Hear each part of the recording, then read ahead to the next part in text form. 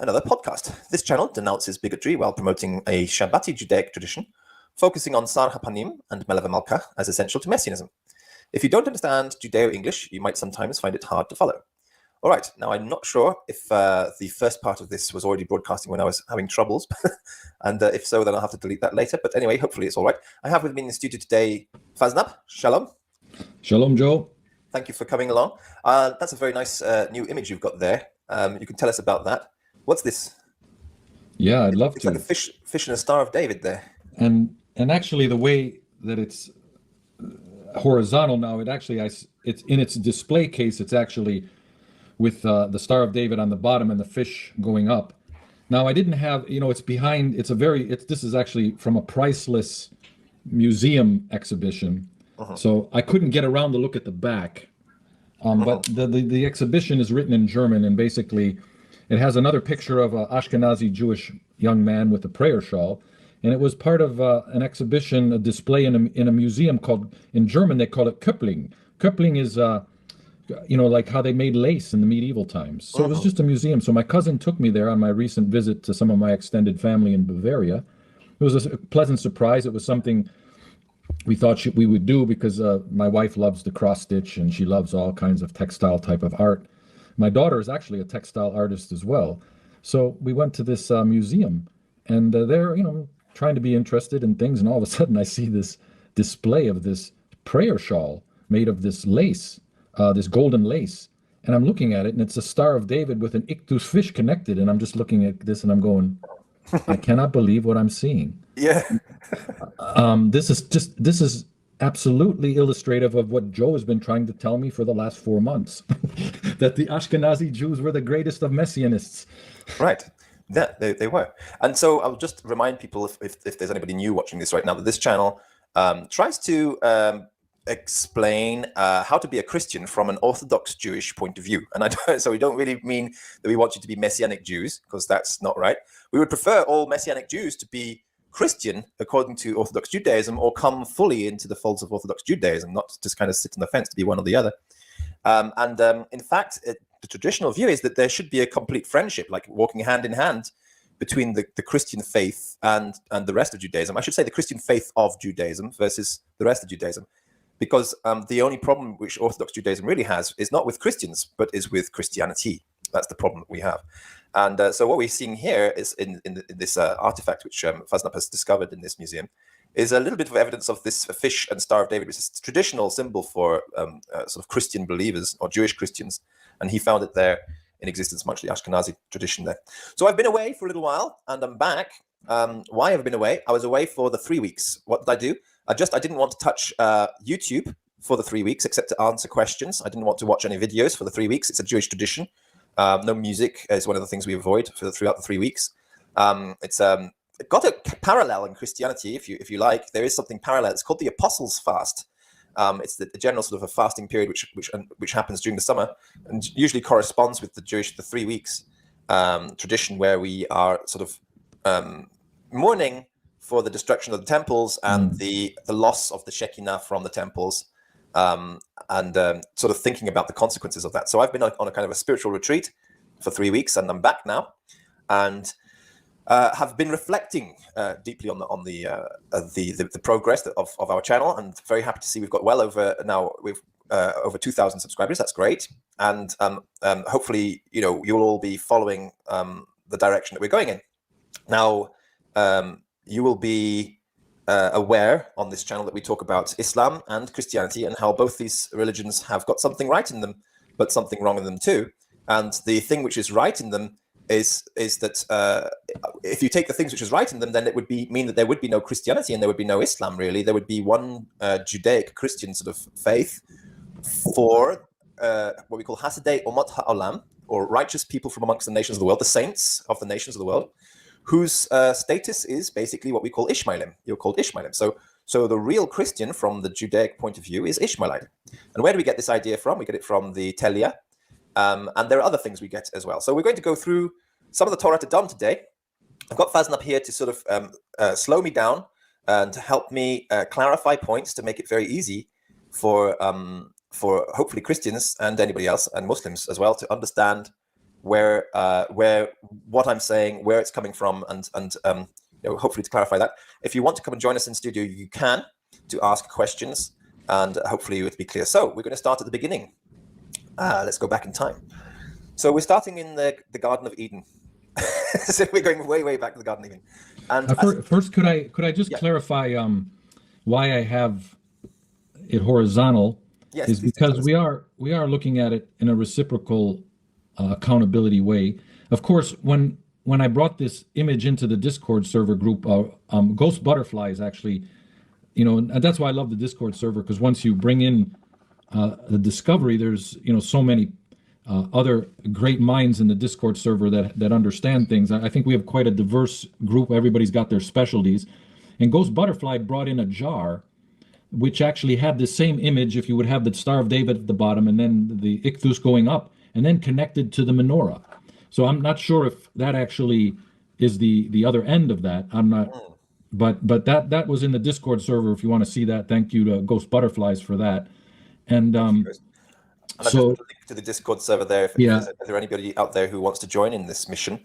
And then he also documented an art historian from Germany who had been very influential in the 20th century in confirming some of these things out of Ashkenazi Judaism. So the reason I have it turned on its side is kind of to demonstrate this mutual submission. Though I mean, we could put the Star of David as the foundation, but it really isn't the point. The point is this is a place where we're together, and understanding what Paul said, to the Jew first, and the yoke of Jewish chosenness is something we as Christians, as believers, should take very seriously, because he gave us his yoke, which is easy, and therefore we support our Jewish brothers and sisters and Judaism as our foundation. So this is what we're talking about today. Actually, when you say the Jew first, it reminds me of actually Acts. Paul in Acts 15. In Romans 1. That's what it says there too, but I'm thinking very differently. Okay. And in Acts 15, it mentions the remnant of men, and that word is quite integral. Because men, of course, in Judaism, when you talk about the remnant of people in Judaism, generally refers to Jews. But the word which is used in Acts 15, let me just try and first find the verse now. It's a quotation from, I think it's Isaiah. Let me open up and find it. Do you know what I'm talking about? And it's actually the word, when it occurs in Isaiah, is Edom. Yeah. Let me try and find that. So this is going to be interesting to explain. Do you know the verse I'm talking about? I got mine. Actually, I found it. Yeah, you got it. Okay. 17. Acts 15. Acts 15, 17. Yeah, Acts 15, 17. So that the remnant of men may seek the Lord, and all the Gentiles who are called by my name. So that this is again like to the Jew first, and yeah. So the remnant of men, the Jews first, and all the Gentiles called by my name. But why is it saying here the remnant of men? Why is it saying Edom? And I'm going to explain that in this little talk today. See, Edom. If you see that the verse which is being quoted there in Acts 15 verse 17, it's actually Amos, not Isaiah. It's Amos. Yeah. It's Amos chapter 9 verse 12, that they may possess the remnant of Edom and all the nations that bear my name. So the remnant of men here is Edom. So what's going on here? Why is Edom translated as men here in the Septuagint, which is including some Mishnaic ideas get mixed in with when you translate from the Hebrew Bible to the Greek, for the Romaniot Jewish tradition, because the Septuagint was for the Romaniot Jews, late Second Temple, Hasmonean Judaism, includes a lot of Mishnaic ideas. So what's the Mishnaic idea? It's a bit like a Targums, what's the Mishnaic ideas which are being incorporated here? Why is the remnant of Edom referred to as the remnant of men? And how does this connect to, preaching to the Jew first and everything? So what it is this. The Jews who go astray, the children of Jacob who go astray, are referred to as Esav, Edom. They have done the same thing that Esav did. You remember he sold his birthright. Mm-hmm. And so in the same way that they've sold their birthright, they've turned their back on their Judaism. So they become like Edom. And I'm going to explain how. So we're going to just go very quickly through from the beginning of time, a few things which are important to kind of hold in mind while we're talking about these things. But the key point is this, which I'm going to get to, hopefully. But let's just go back in time just in case we miss something. So I'll very briefly get to the point of where Esau sells his birthright, and then Jacob takes it over. So from the beginning of time, we are actually in Gan Eden, in the paradise, which is supposed to be in the world called Yetzirah, where we're supposed to belong, where we're created to tend the garden, to look after basically life in the universe, and we are enjoying the presence of God. God walks in the garden with us. This is not a dream. There is some aspect of God which is walking with us in the garden, and then we decide to give freedom of choice a roll on the dice. And here we are. We make a fully informed decision to come down out of Gan Eden and to suffer and die by eating the tree of knowledge of good and evil. And so we get out of Yetzirah, the world where we were supposed to be from. We come down to this world which is called Asia. It's very important to remember the name Asia. When you think about the 7 churches which are in Asia, and the standard interpretation thinks that's got something to do with Asia Minor and Turkey, and it's got nothing to do with Asia Minor and Turkey. It's actually to do with Asia, this world, this planet, this realm where we are currently trapped. So here we are down on Asia, and it's the children of Cain are dominating the planet. Okay, so thousands of years, millions of years, God knows how long it is, I don't know. But after a while, depending on whether you're using Septuagint records, you go back 7,000 years, it's 5,509 BC, or whether you use the Masoretic text, you get more like 3,000 something BC.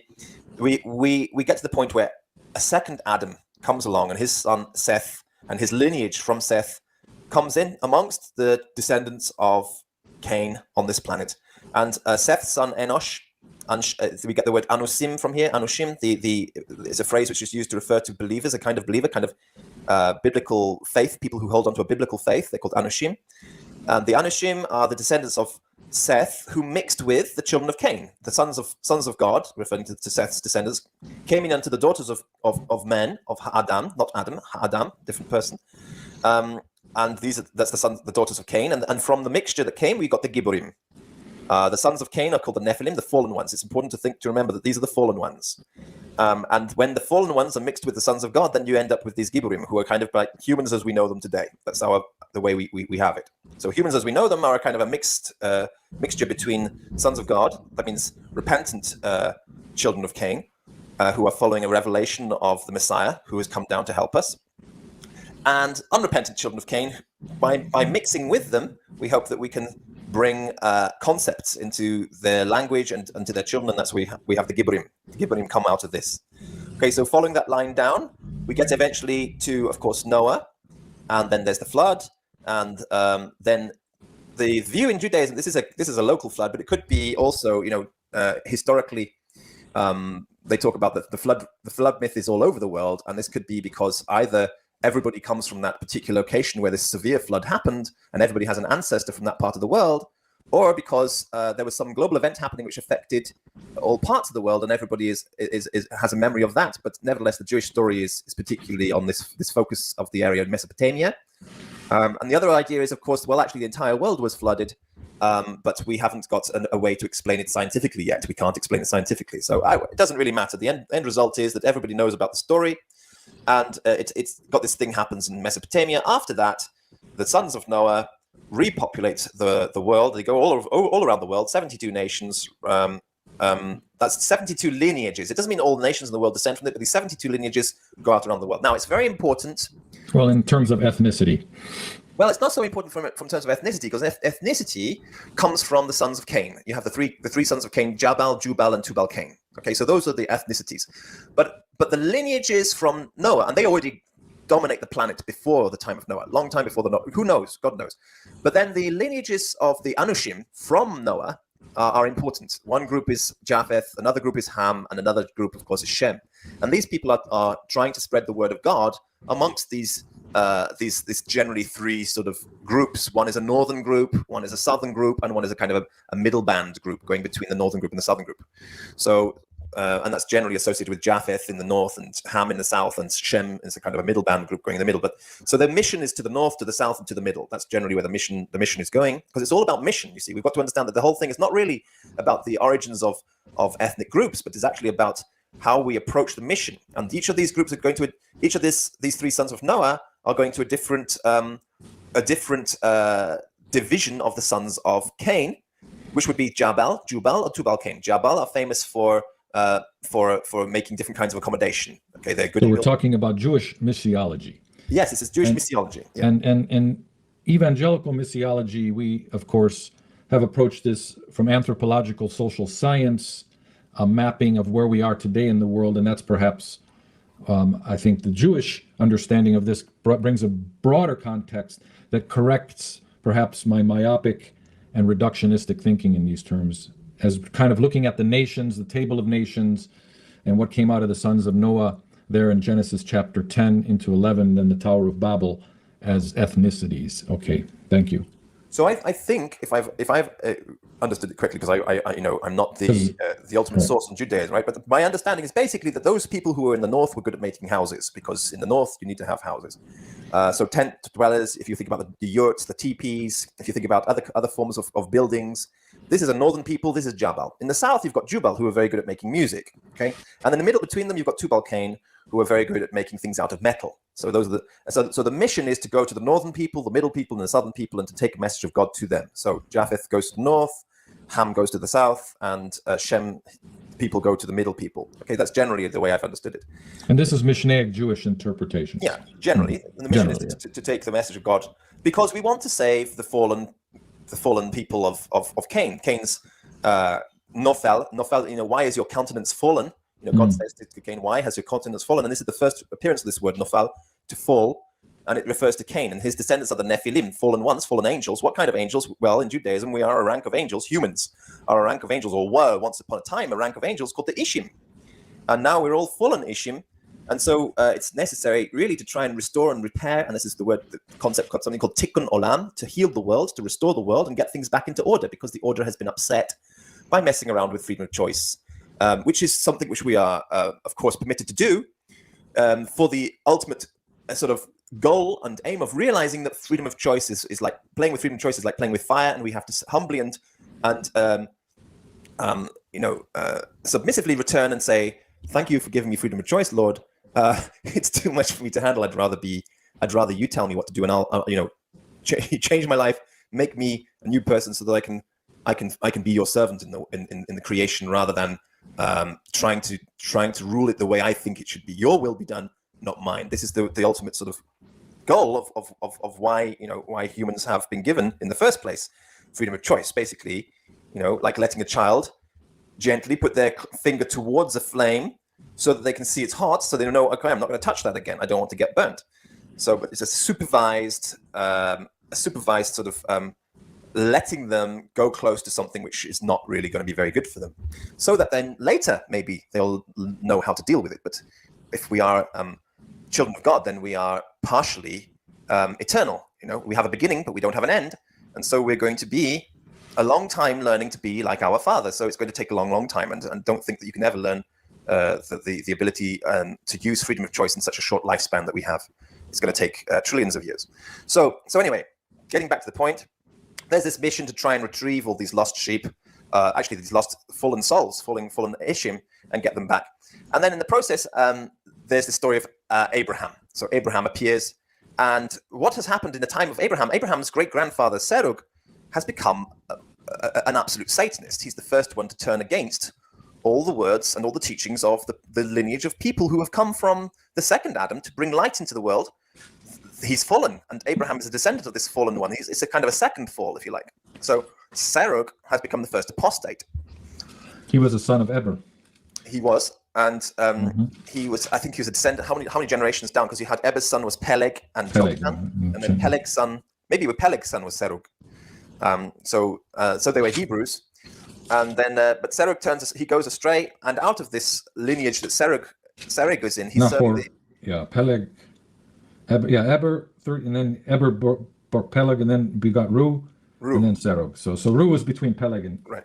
So Eber is good, Peleg is good, Ru is good, but Serug is the first bad guy. He's actually basically doing a satanic thing. He's turning against the God of Adam and Seth and Enosh, when they say in the time of Enosh they called upon the name of the Lord, and they were the Anshe Hashem, the people of God. And Serug is turning against this. Noah is sort of keeping the light alive, and then Serug is turning against this for the first time in this lineage. But then Abraham descends from this Serug line, and he grows up under the domination of somebody we call a giant, Nimrod. His other name is Amraphel. This is not to be confused with Nimrod, who is the son of Cush. Cush has a son called Nimrod too, but this is another Nimrod. This is a different person, and his name in the Bible is Amraphel. and in Judaism, he's a giant. So who are these giants? Where do they come from? And here we're beginning to get more of a geographical identification. Is that correct? Now it's getting more, geography becomes more important at this time. Right. From the time of Abraham, it becomes more important. But who is this? Who are these giants? Who's this Amraphel? Why is he important? And you look at the Bible, you'll see after the flood, there's quite a lot of reference to these giants. If you look in Deuteronomy, when it's talking about, let me try and remember which passage it is. It's talking about giving the land of Canaan to the children of Israel, and they say, I'm not going to give you any of the land of the Ammonites, the Moabites. I'm not going to give you any of the land of Edom.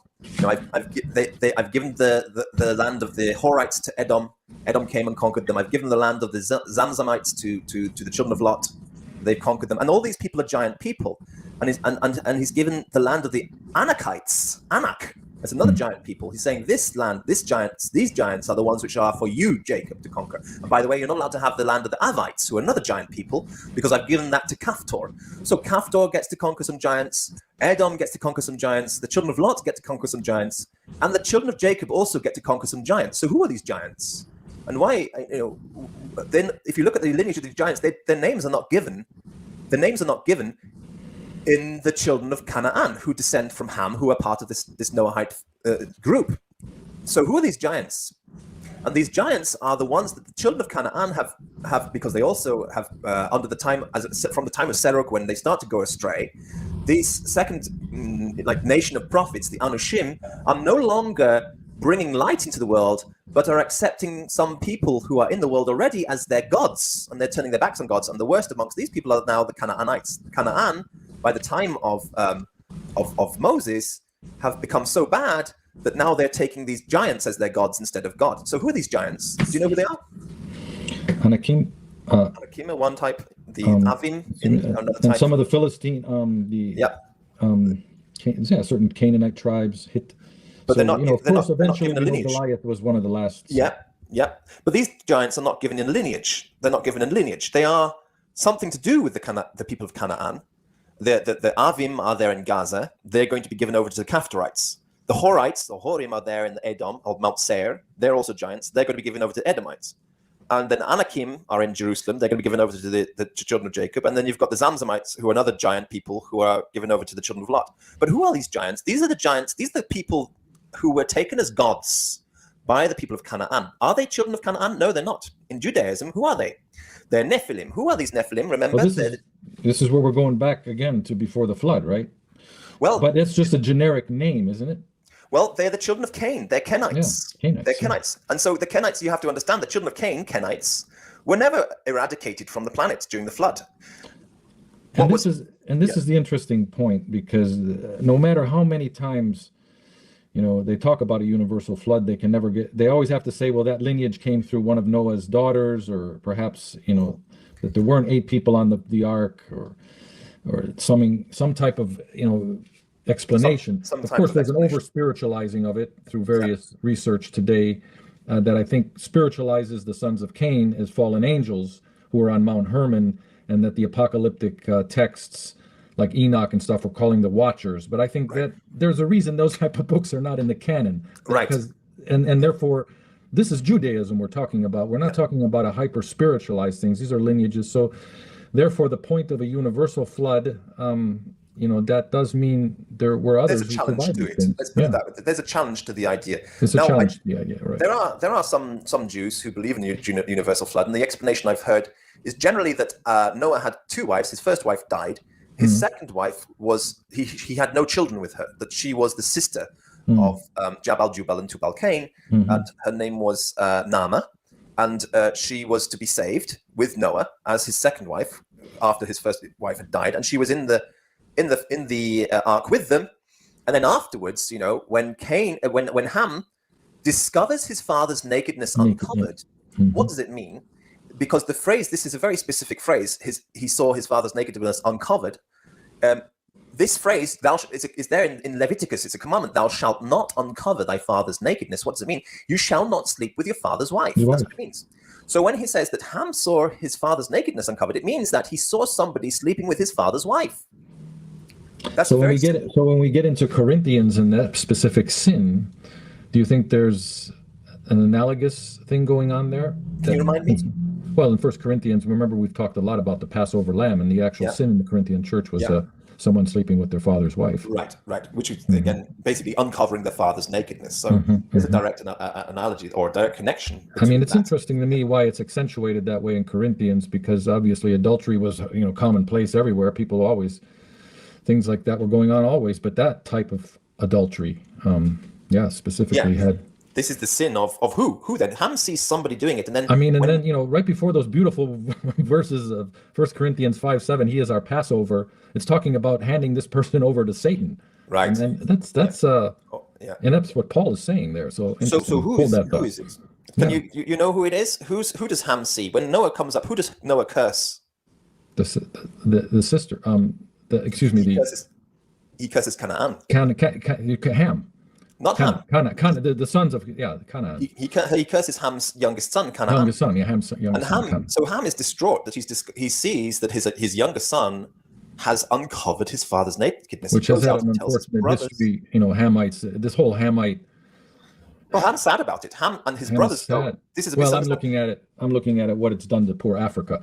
I mean, this is because of we have to say the Romanism and the Persianism, if you like, the Abbasidism, have corrupted this and used this, twisted this to justify purpose. The slave trade, to justify secondary citizens. Absolutely, exactly. But what actually is going on really here is that Ham is distraught. He sees his son has uncovered his father's nakedness. He goes up to tell his brothers. His brothers go and try to cover it up. They don't.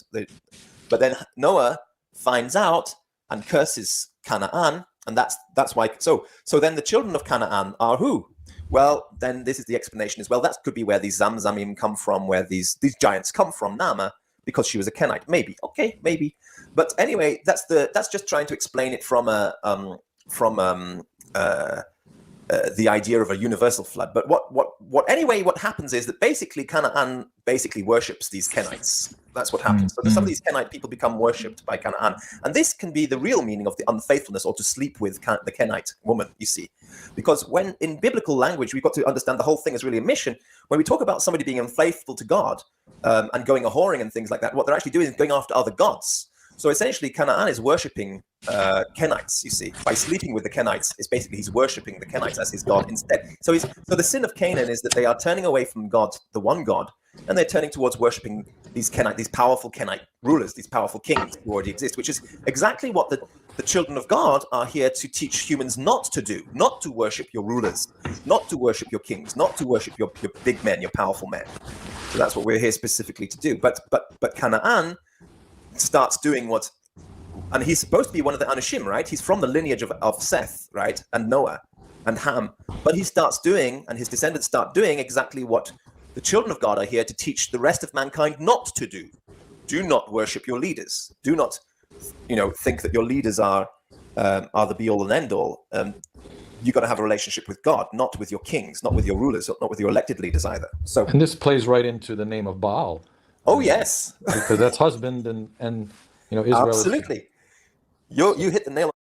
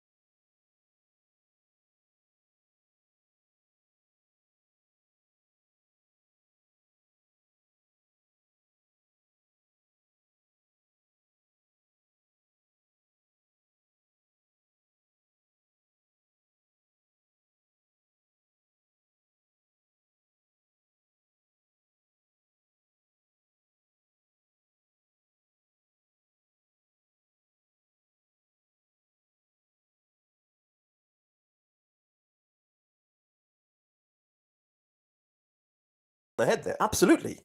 Explain that again for everybody. Well, sometimes we think of Baal worship. We'll use, as an American would say it, Baal, or however, we use it as master, but basically the word is husband, and That's right. and so, it just fits together within the old text, the Tanakh's narratives and the Torah, and Taking somebody else as a husband instead of Yes. God. Yeah, Where- another where- groom, another bridegroom. Right. where Jacob is the Hashem's bride. Right. So- Right. That's right. So we have to be faithful to the bridegroom and not go stray after other husbands, i.e., Husbands, yes. the kings Baal. of this world. That's what we have to avoid, the kings of this world. We must not become Baal worshippers, i.e., following the kings of this world. So we've got to keep away from that. So that's what we're existing for. Anyway, so the descendants of Abraham, remember I said that Nimrod also was part of this. This Nimrod is Amraphel, not the same Nimrod, a different Nimrod. And there's this whole story about the relationship between Abraham and this Nimrod. This Nimrod, Amraphel, is afraid. He has a prophecy that the son of his cupbearer is going to basically overthrow him. And so he orders his cupbearer to sort of bring him the child as soon as it's born. I can't remember the exact detail right off the top of my head, but I think they bring him a stone instead, and he hides his real son with the family of Sarah. So his real son goes and grows up with Sarah's family, and hence that's how he's a brother to Sarah later. Meanwhile, he brings this stone, and then the Amraphel, I think, drowns it or throws it into the river, so it drowns. But later, anyway, as an adult, Abraham comes to the point where he stands in front of Amraphel. And then it becomes clear when Amraphel tries to get rid of him, he throws him into a furnace and he doesn't die in the furnace. And then he stands before Amraphel. Amraphel realizes this is Abraham, the son of the cupbearer, and he's going to destroy me. So he's like, please don't. Okay, yes, you can have anything you want. Please leave me. And so Abraham is called by God to go to the land of Canaan. He goes to the land of Canaan, and everybody who's very impressed by Abraham goes with him because it's like, hey, this guy stood up to Amraphel, the king, and they all go with him. And then Amraphel decides one day to go on a campaign, and he goes and he conquers essentially the area we call Jordan, not realizing that Abraham's nephew Lot have taken the land of Jordan essentially, and he kidnaps in the conquest he kidnaps Abraham's nephew Lot, not realizing that he's done that, and of course Abraham goes out to war to liberate his nephew Lot, and in the process conquers Amraphel. And so the prophecy is fulfilled. This is all Mishnah. This is not in the Bible exactly, right. But basically, so the prophecy is fulfilled. So what does Nimrod do? He gives to Abraham his own son Eliezer. He says, "Please take my son to be your slave." And so Eliezer becomes the servant of Abraham, and he's the son of Amraphel. This is Judaism. And he goes to find Rebecca. That's right. At one point, Abraham he becomes such a great servant. Very faithful. Yeah. So faithful. I mean, if you read chapter 24 of Genesis. I mean, it's a very large portion of Scripture. Eliezer's the kind of protagonist in the whole thing. He is, and there's one point where Abraham thinks maybe I'll make Eliezer my successor because I haven't. And so this is really important because Eliezer is supposed to be somehow connected to the Kaftorim later. So the children of Abraham in entirety, both including Eliezer his servant, come to be the ones who dominate and conquer the giants in the land of Canaan. Eliezer's descendants conquer the Avites. Lot's descendants conquer the Ammonites. Jacob and Esau conquer the Horites and the Anakites between them. And then in entirety, all of these God-men have been replaced by the children of Abraham. So that's basically what they do. Now, I'm telling the whole story about this. It's important because it's important to know how does Esau conquer the Horites. So the story of Jacob and Esau now. So as you know, even though Abraham thinks, well, what about my maybe I'll make Eliezer into my son. I said, no, and then what about? And then his wife says, well, take Hagar as a wife, and then you can have a son through him. And he has Ishmael, and then he says, no, you're going to have a son with Sarah, and the seed, the promised seed, is going to come through them. Then he has Isaac, and Isaac has two sons. Just like to say that Eliezer bolsters your argument of the handmaiden that Hagar was to Sarah type of. You did elaborate on that extensively when you did some clarifications of Galatians chapter 3 and 4. Where it is mentioned Hagar, so it's congruent there. There's something very important in terms of the status of Abraham and his court. That's right, his court, if you like. And we really have to view him as having a court like that, because when we forget that he was actually someone that this King Amraphel surrendered to, you've got to understand he's not surrendering to some local guy on the street who just happens to have a large family. This is he's a king, essentially. He's a ruler of a nation. So that's who Amraphel is submitting to here.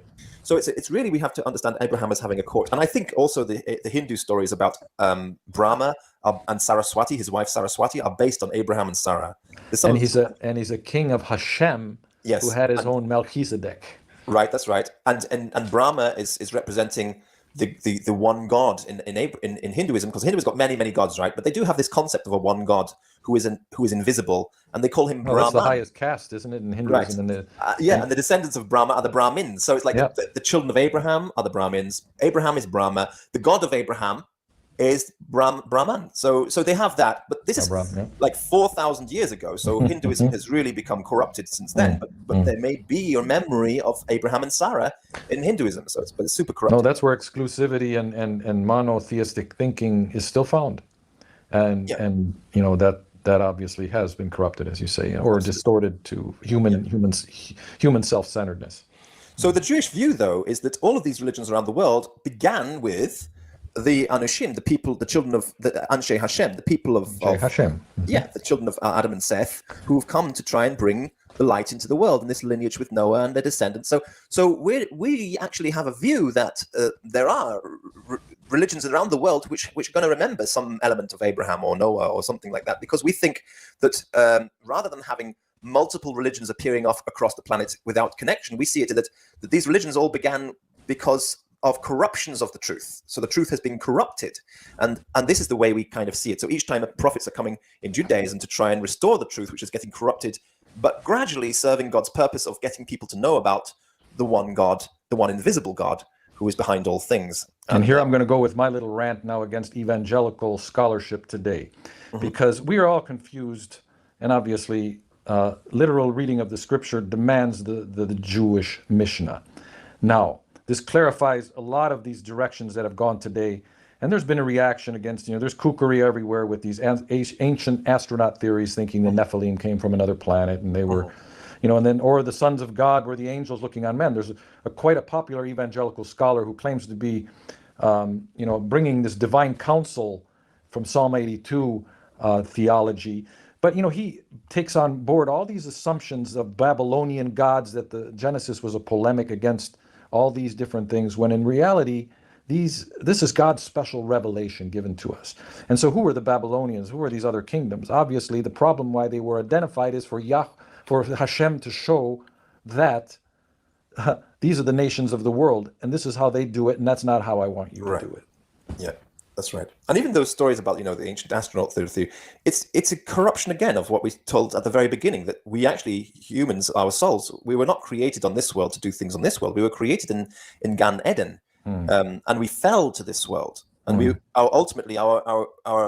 we should return home to where we come from. So even that, which is very popular with a lot of people, is still a corruption of, just like we said, in the same way that Brahma and Saraswati are corruptions of Abraham and Sarah, so too the ancient astronaut theory is a kind of a corruption again of the Judaic idea. So all of these religions around the world, including this sort of idea, are really based on from the Judaic